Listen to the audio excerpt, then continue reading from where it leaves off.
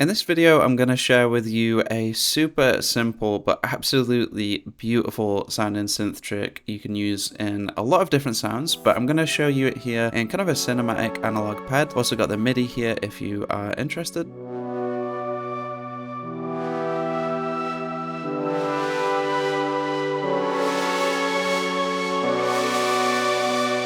So the initial patch before using the technique I'm going to show you is actually quite simple. We've got a Juno saw wavetable and a bit of noise going through a low pass filter. We do have this envelope here modulating the filter cutoff.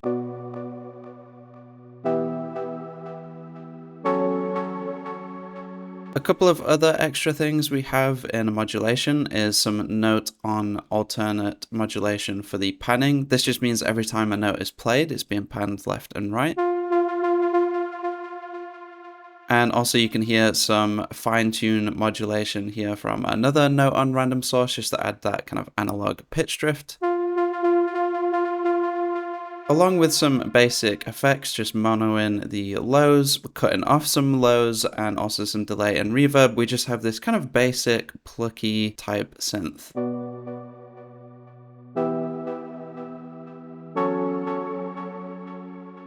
But the real technique I want to show you is actually using this note modulation here to modulate the attack of our filter envelope. So the way this is set up, higher notes will actually output higher attack values on our filter cutoff, because in Serum 2, the envelopes are actually polyphonic. So what we actually get is a different filter cutoff envelope for each individual note, and it just sounds amazing.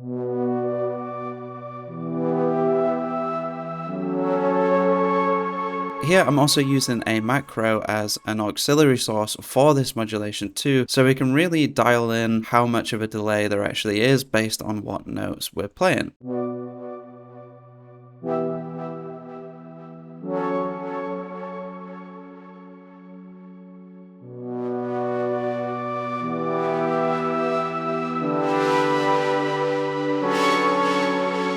So yeah, try it out for yourself. It sounds really cool. It adds a sort of dynamic character to it. And I also just want to mention that I put out some more Synth Hacker mega packs on my store. There'll be a link below. It contains all of my presets I've ever made at a crazy over 80% discount. So go check that out if you want to support the channel and get some cool presets. Thanks a lot for watching, and I'll see you in the next video.